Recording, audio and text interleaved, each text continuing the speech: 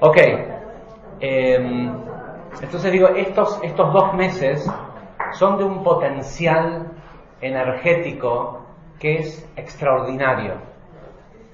Y lamentablemente la corrupción de los poderes que han dominado al mundo los últimos 2000 años han hecho que la atención sobre lo que está disponible en estos 2 meses del año, que es nada más y nada menos que la energía de milagros, ¿sí? Nes, salir de nuestra naturaleza para entrar en un nivel superior y en un nivel de dominio sobre la fisicalidad, incluyendo el frío y el calor. Seriamente lo digo, ¿sí? Incluyendo el frío y el calor, el dominio sobre la fisicalidad. Y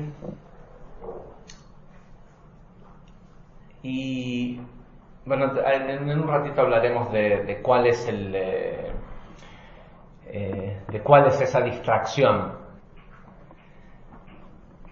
Quiero que sepan que lo que voy a decir en esta clase del Zohar, hace por lo menos 15 años que tengo ganas de decirlo y no lo digo, pero este año lo voy a decir.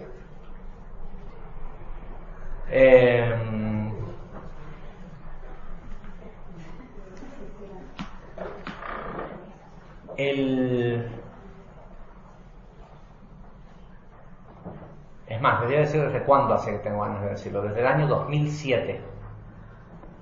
¿Sí? ¿Cuántos años pasaron? 9 años. Ok.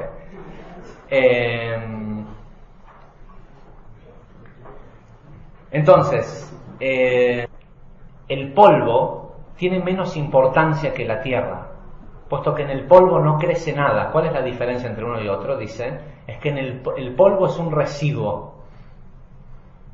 Y en el polvo no crece nada, no es como la tierra que da frutos.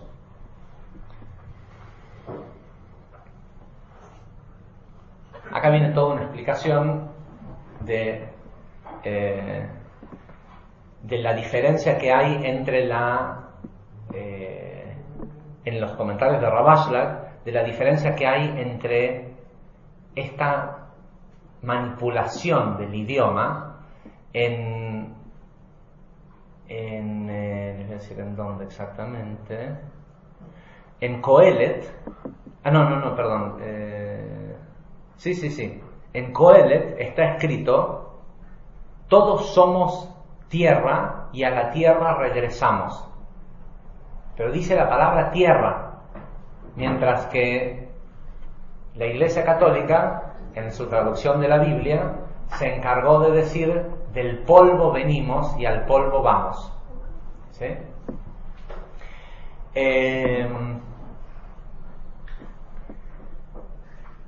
Y hay toda una explicación acá de la relación que hay entre el concepto del polvo y el ángel de la muerte, porque nada crece en el polvo. Dice que este mes es uno de los meses en donde año tras año, la mayoría de la gente del mundo, si no todos, tal vez hay algunos pocos, se pierden la oportunidad de conectar con uno de los poderes disponibles más grandes que hay en el universo, ¿sí? Que es la conexión con la energía del mes y con el planeta regente, que es Júpiter. Y más allá de que nosotros sepamos que es en realidad con la letra Gimel, la letra Gimel tiene valor numérico 3, ¿sí? ¿Por qué el planeta Júpiter es tan poderoso? Porque es el planeta que representa las 3 columnas. La letra que lo creó es la letra Gimel, y es la diferencia entre los mundos caídos del caos, en donde se pensaba que las sefirot eran lineales y verticales, y lo que reveló Rabbi Shimon Bar Yochai en el comienzo del Zohar, en el Lidra Rabbah, de que este mundo se sostiene por 3 columnas. la derecha, la izquierda y el centro. La cruz.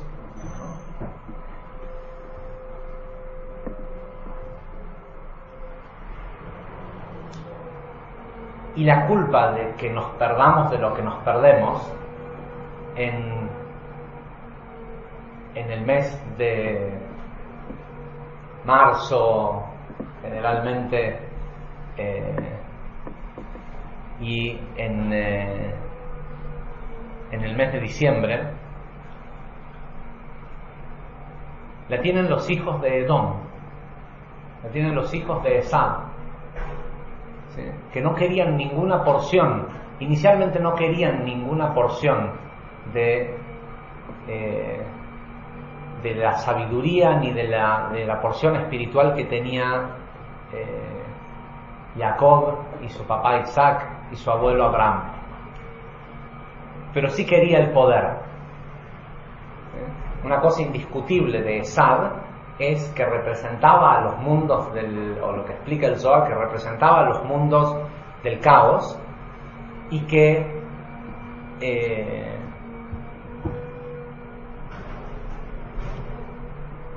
representaba el dominio sobre, o el intento del dominio sobre la humanidad para su detrimento, para la muerte.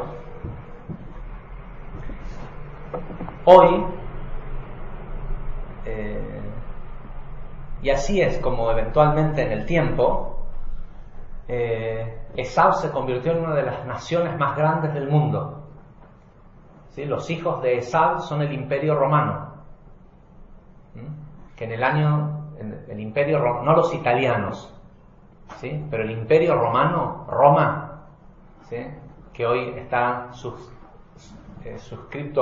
circunscripto a un área mucho más pequeña, el país más pequeño del mundo y el más poderoso, ¿sí?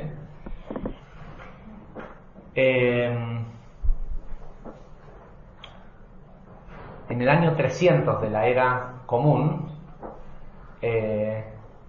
Constantino decidió crear una religión, ¿sí? Porque se le estaba yendo de las manos el poder sobre su propio pueblo. Decidió crear una religión y convocó para crear esa religión a líderes metafísicos y sabios espirituales de muchas naciones, ¿sí? Era un tipo sumamente poderoso. Y a mí cada vez que viajamos a Israel, la gente me pregunta: contanos lo que se sabe en la Kabbalah sobre Cristo, ¿sí? Sobre el personaje llamado Jesús, ¿sí? Yeshua. El Ari habla de él, así que yo no voy a ser de los que dice no existió. La historia, los historiadores, históricamente y objetivamente dicen que Cristo no existió, porque no hay ninguna prueba alguna de su existencia física en el mundo, sobre todo porque habían al menos 2 docenas de historiadores contemporáneos a él de otros pueblos, ¿sí? Que también vivían en la tierra de Israel, que no escribieron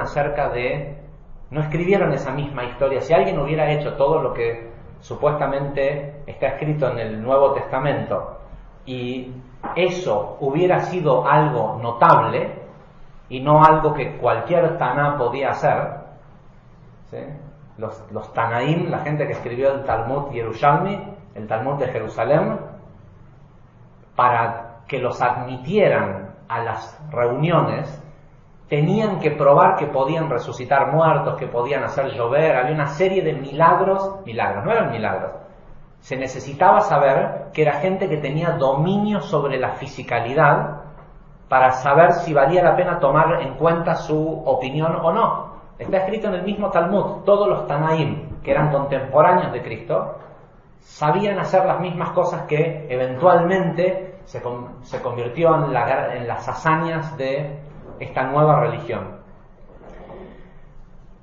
Y lo cierto es que la mayoría del mundo está pasando el mes de diciembre perdiéndose una tremenda oportunidad, porque la verdadera oportunidad no está en el momento de Hanukkah cuando ocurre el milagro de las velitas, sino que está ahora, cuando uno puede pelear contra la muerte y ganarle. Estamos ocupados planeando la Navidad.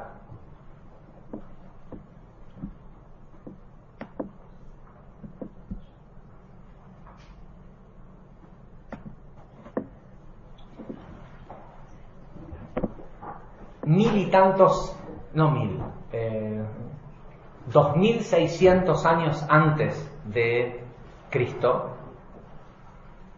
en Egipto, ¿sí?, había un salvador llamado Horus. ¿Saben qué día nació?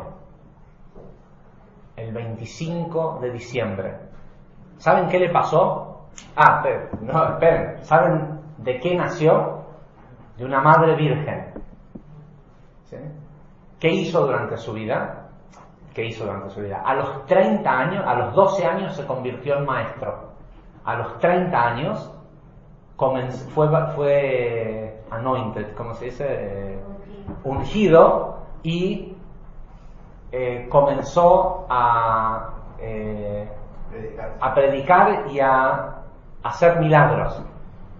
Pero un día lo crucificaron y estuvo muerto 3 días y resucitó y se fue al cielo. ¿Sí? En Grecia, 1600 años antes de Cristo, estaba Atis. Atis nació de una madre virgen el día 25 de diciembre, fue crucificado, estuvo 3 días muerto y resucitó. ¿Sí? Krishna, los otros no sobrevivieron a esas religiones, pero Krishna, ¿sí?, nació el día 25 de diciembre de una madre virgen, también fue crucificado. ¿Sí? Siempre es el 25 de diciembre, siempre está 3 días muerto y después resucita.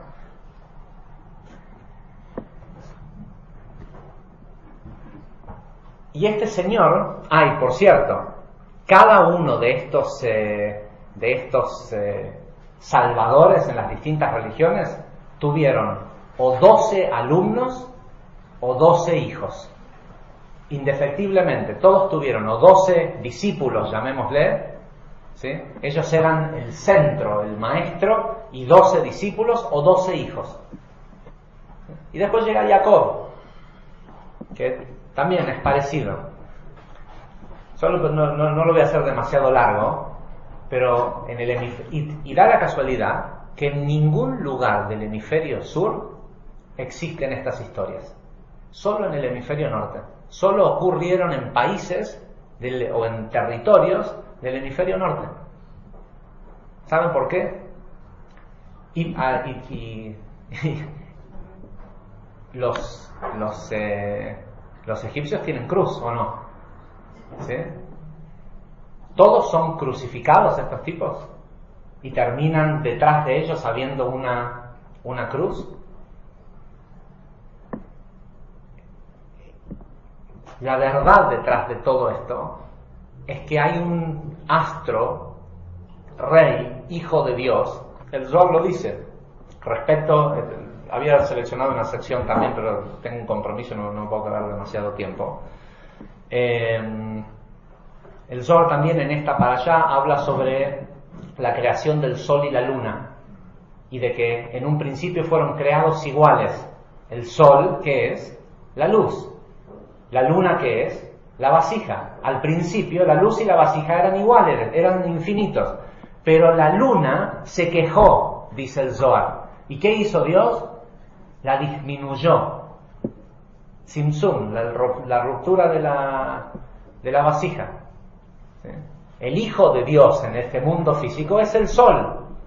Y ese Sol viaja a través de 12 meses del año, de 12 hijos, 12 discípulos, 12 signos del zodíaco, y esos 12 signos en esa rueda están divididos en 4 con una cruz, porque hay 3 signos que corresponden a la primavera, 3 signos al verano, 3 al otoño y 3 al invierno. Y la razón por la cual hay una cruz es porque cada vez que el sol pasa por la cruz, hay un equinoccio o hay un solsticio.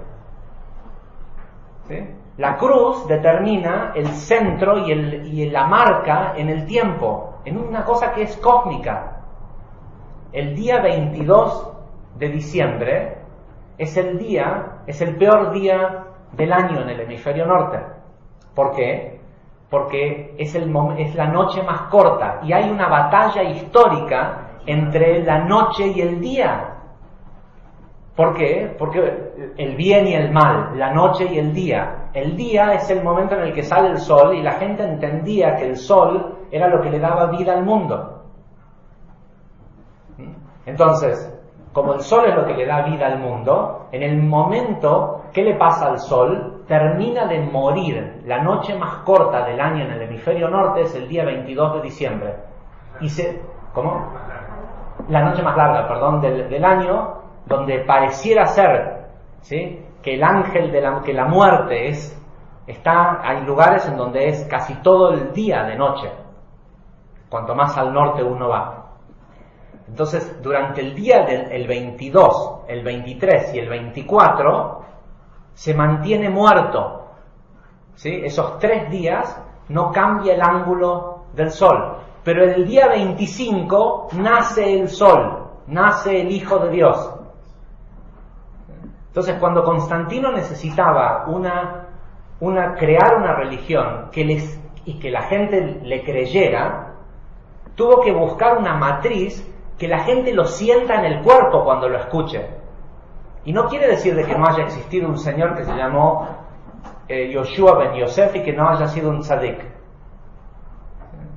Pero que ese poder que creó Constantino en el año 300 y por los próximos 1600 años se encargó de matar a toda persona que no estuviera de acuerdo con eso, esa es la historia no es mi opinión. ¿Sí? Cruzadas, fue con la espada. Era la conversión o la muerte. ¿Sí? 1600 años. Sí, llega un momento en donde vas a Salta y decís, ¿cómo puede ser que un tipo totalmente indígena ¿Y saben qué fue lo que me hizo cambiar de opinión después de 9 años y decir esto ahora? Que Stephen Hawking salió y dijo: Latinoamérica va a seguir siendo oprimida eternamente mientras crean en la Virgen María.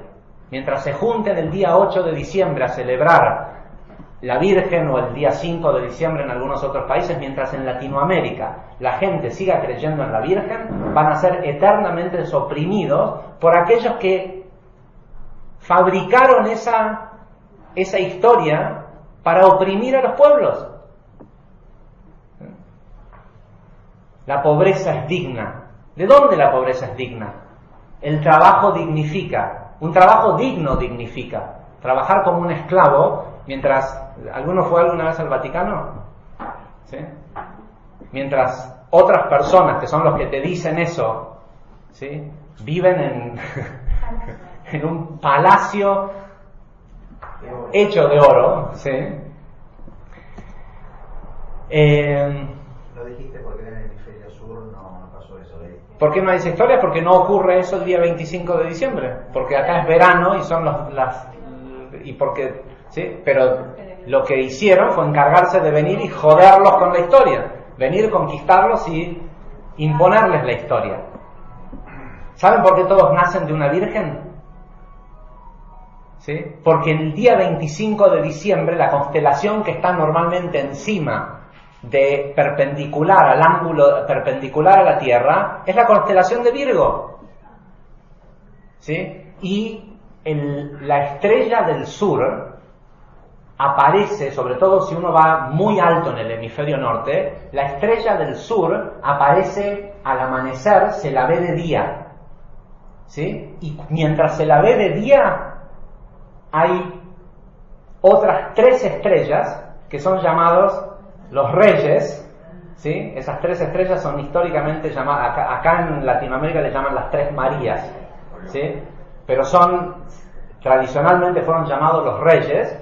El ángulo de las 3 Marías o de los reyes con la estrella del sur apunta justo al lugar en donde sale el sol. Por eso hay una estrella que apunta al nacimiento. ¿Al nacimiento de qué? Del sol. ¿Sí? Y esto también quiere decir de que hay una energía especial de renovación y de crecimiento y de todo eso, pero si te quedaste enganchado en la mentira, que hoy ya no es tan importante porque la misma gente que creó esa mentira, si hoy ya no crees en la mentira, seguís siendo su esclavo, ¿sí? Porque si tenés una tarjeta de crédito en tu bolsillo y tenés algún tipo de crédito tomado, seguís siendo, es lo mismo que seguir yendo a que te mientan a la iglesia, es lo mismo. La razón por la cual no nos importa tanto ya que vengas a la iglesia o no, es porque ya estamos en tu bolsillo o en tu e-banking. Es el mismo poder, es la misma. Y la verdad que después de ver la reacción de la gente en la clase de ayer y algunos comentarios que me llegaron, gente que escribió, me buscaron en Facebook y me escribieron, gente que ni siquiera son amigos míos de Facebook, pero me mandaron mensajes agradeciéndome por la clase de ayer.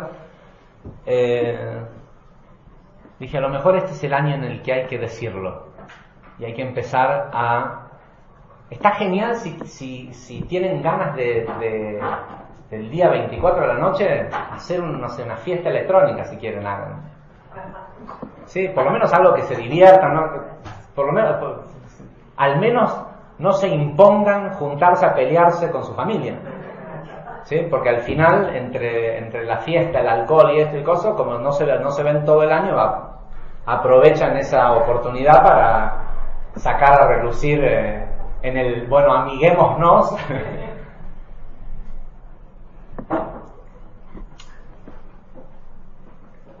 Estamos grandes, ¿no? Ya espiritualmente nosotros, si venimos todos los años a escuchar una clase de Zohar, si nos interesa la espiritualidad y todo esto, y es entendible que cuando se creó, que se tuvo que armar la imagen de Krishna como tal, y no digo que esté mal, ¿sí? Porque si no había una herramienta mejor que una fábula, fíjense qué casualidad que generan esto ocurre hace 2000 años atrás. Abraham explicó todo esto en el Sefer Yetzirah, cómo funciona el funcionamiento de las... Sí, a pesar de que no había telescopio, no había nada. Y lo primero que hace la iglesia, ¿qué hace? ¿Quiénes son los primeros que mata a la iglesia?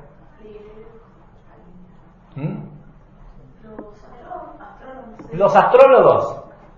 Declara que la astrología es un pecado. ¿Para qué? Para que nadie se entere que, o sea, si los pocos que hay, que son los que saben cómo funciona esto, ¿sí? Hay una ciencia, esto, lo otro, lo primero que hay que hacer, hay que deshacerse de ellos y enseñarle a la gente que la astrología Dios se enoja cuando estudias astrología, ¿sí? Es como brujerías. Entonces me pareció que todavía es lo suficientemente temprano, porque estamos a 13 de Kislev y nos queda todavía más de la mitad de un mes milagroso para salir, pero para conseguir un milagro hay que lanús, salir de tu naturaleza, pero también salir un poquito de las estupideces que nos han hecho creer durante. Y sé que mucha gente que ve esta clase seguramente se va a ofender y va a pensar que es terrible, porque nosotros, es cierto, aceptamos que cualquier persona de cualquier religión venga a tomar una clase. La historia de Jacob es lo mismo. es una pelea épica entre las fuerzas del universo, y sí es cierto que hay fuerzas de la oscuridad y de la luz, ¿sí? Y que si no hay otra forma mejor de explicárselo a la gente mundana, bueno, diseñarles una historia que cierre. En particular, la historia del catolicismo no está especialmente hecha para empoderar a la gente. Ese es el gran problema, ¿sí?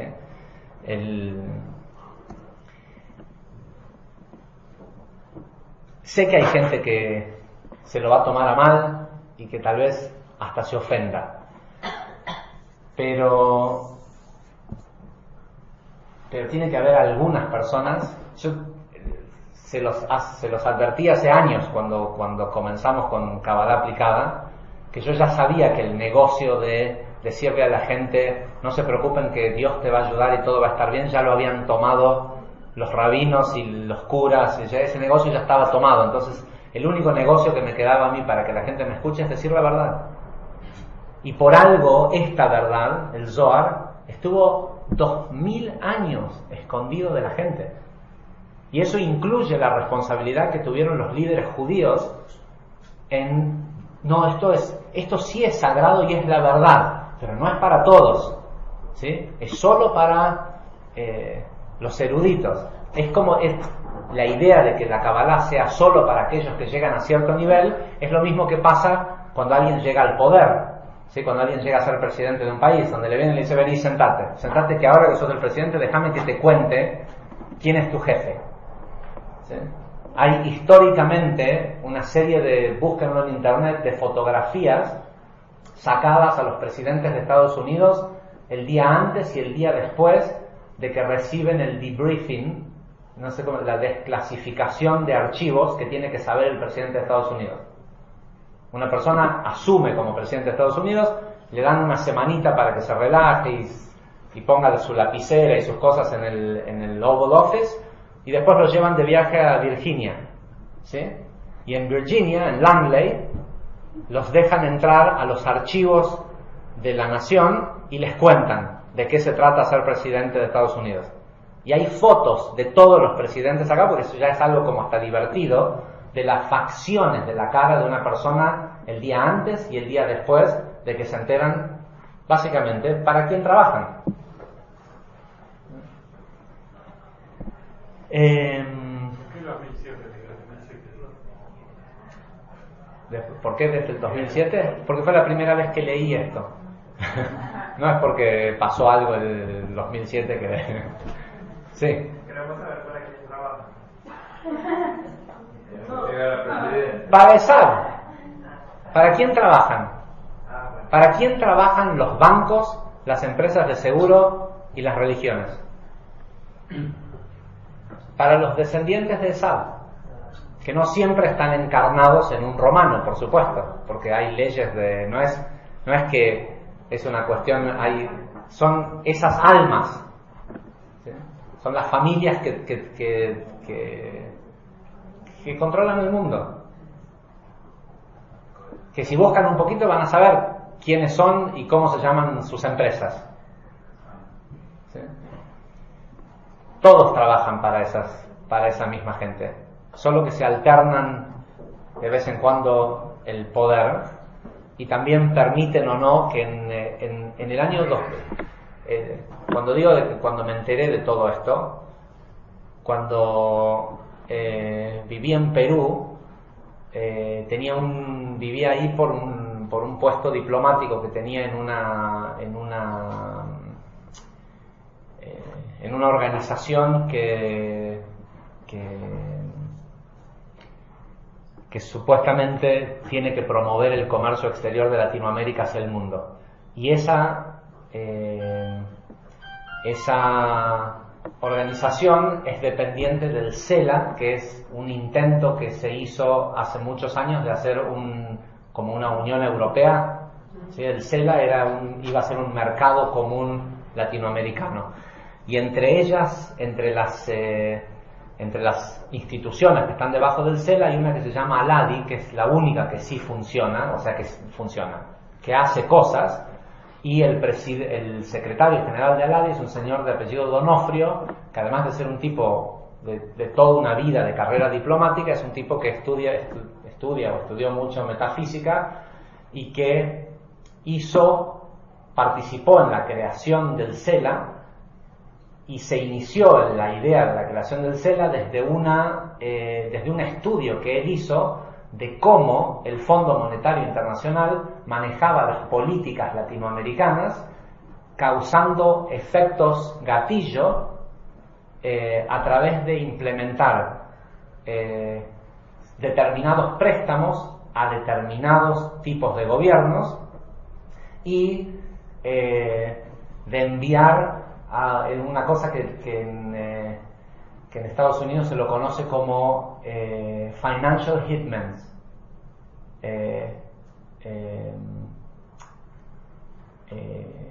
mercenarios financieros. No, un hitman es un sicario, una persona que uno contrata para matar a alguien, ¿sí? Son llamados sicarios financieros, ¿sí? Que tienen el propósito de ir a gestionar a esos países determinados préstamos para que se construya infraestructura, que el pueblo de ese país tenga un poquito de trabajo durante unos meses mientras se construye esa infraestructura, pero que después tengan que pagar peajes y cosas para recuperar el dinero, mientras que el dinero de esa infraestructura se la dan para que construya la infraestructura a empresas del Carlyle Group, de los grupos financieros que son los que manejan estas pocas familias, ¿sí? Entonces así fue como un día me enteré quién era Caperucita Roja y quién era el lobo, ¿no? Y en la mayoría de los casos escapa el efecto global. Sí nos afecta a todos, sobre todo si vivís en un lugar como Latinoamérica, pero escapa el día a día de la gente, con lo cual uno pudiera, dentro de esa nube de Edom, de los mundos del caos, aprender a navegar y tener éxito. Pero navegar adentro de tus propias creencias, no hay nadie que te salve de eso, ¿sí? Vos te podés salvar de una medida económica, pero de creer que todo se lo debes a la Virgen, de eso no hay quien te salve, más que vos mismo. O sea, si todo el poder está representado en Isaac, ¿no? En los descendientes de Jacob, o sea, nosotros, por ser así sí, muy agrandada, ¿qué es la tarea? Más yo lo imagino como, es decir, no pelear por el poder, no, sino ser libre. Es desear la purificación. Es desear la purificación. Hoy la mayoría de la gente del mundo, por sobre todo, porque este diseño de los hijos de Edom está hecho especialmente para pelear con Jacob. No está hecho para... cuéntenme que alguno de los 1500, hay 100, ¿no? O 1 millón, pero de los otros 1500 millones de chinos, o de los 1000 millones de hindúes, o de los 700 millones de africanos, cuéntenme quiénes de esas personas quieren lo que Edom tiene para ofrecer. Ni siquiera saben que existe. Lo que Edom tiene para ofrecer, Edom se lo vende a los hijos de Jacob, ¿sí? Es el poder, es el poder, los bancos, los lujos, el que no me importe que otro se muera de hambre con tal de que yo tenga una camisa más barata y pueda tener 2 camisas en lugar de una. ¿Sí? ¿Qué me importa si la ropa la hacen chicos de 5 años? Que le pegan si no hacen 5 camisas por día. ¿Sí? Si mi negocio es entre Esaú y Jacob, no es entre... los otros son solo peones. ¿Sí? Nuestro trabajo es aprender a ser libre de eso. Y no solo eso, sino conquistar ese poder. No quiero leerlo porque me tengo que ir y es larga la explicación, pero si lo buscan en el Zohar de esta semana también hay una explicación que dice de que cuando llegue el momento, porque estamos en oscuridad, ¿sí? Porque también ¿quién era? Platón fue el de la cueva. ¿Sí? La historia de Platón de la cueva también es... los filósofos también eran metafísicos. La historia de la cueva, que es en definitiva la historia detrás de la película Matrix, ¿sí? La base de cosas, la historia de Platón. La luz tiene que ser de a poco, tiene que ser un proceso gradual, pero estamos en el momento, estamos en una hora del día, por decirlo de alguna forma, en donde universalmente es 25 de diciembre, el sol está naciendo. ¿Sí? ¿Por qué se enojó tanto Moisés de que hubieran construido, o Dios, quien sea, de que hubieran construido una vaca? Porque la era de Tauro, que es el toro, ya se había acabado. Y lo que Moisés estaba haciendo, cuando lo sacó de Egipto, dijo, bueno, yo los voy a sacar de Egipto, ¿sí? De esta magia que los tiene prisioneros, pero estamos entrando en la era de Aries, y la era de Aries es el carnero. Entonces, antes de que lo saque, agarren un carnero y átenlo en las patas de la cama y sacrifíquenlo. Es como la bendición de Rosh Hodesh que hacemos nosotros. De la misma forma que hacemos Mevarchim HaHodesh el Shabbat anterior para tomar control de la luna, antes de que llegue la luna, lo que hizo Moisés, dijo, bueno, si vamos a salir y vamos a tener que ir a luchar con este pueblo que estuvo 200 años metido en un hervidero de brujos, lo primero que hay que hacer es que hay que desterrarles la influencia astral de la nueva era. Y no solo eso, sino que después los tipos van y hacen un dios de la era anterior. Entonces, ¿qué le dice este dios bíblico? Maten a todos los que hicieron el becerro. ¿Sí? No merecen estar vivos porque es traer la era anterior. Después llega la conquista romana a Coso justo en el cambio de la era de Piscis. Por eso la simbología de Cristo y el pescadito, que en realidad es un símbolo pagano, el Vesica Piscis, y todas las historias de que Cristo llega ¿Quiénes son las dos primeras personas que reconocen a Cristo? Dos pescadores, los primeros que le dan autoridad, y no pueden ser 3 pescadores o 4, no, son 2 hermanos pescadores. Y después el tipo va y con 2 pescados le da de comer a 500 personas. ¿No pueden ser 3 pescados? ¿No sería un milagro si fueran 3 pescados? Entonces cuando le preguntan, cuando está crucificado, y le preguntan, ¿cómo vamos a saber que volviste? Sigan al hombre que lleva el cántaro, ¿sí? La era de Acuario. Hay un trasfondo, y la historia esa, a Constantino, también lo jodieron. Porque Constantino lo que hizo, quería generar una religión, pero él no sabía cómo escribir tal documento. Y contrató gente que sí sabía, que esa gente lo que hizo con toda esa simbología fue esconder la verdad para que no le crean, para que aquel que se despierte el día 25 de diciembre y no aquel que lo duerman ese día durante todo un año más, ¿sí? Para que aquel que se despierte se dé cuenta. Por eso el que tenga ojos va a ver. Y lo que va a ver es la verdad. Me tengo que ir. Gente, hasta la semana que viene.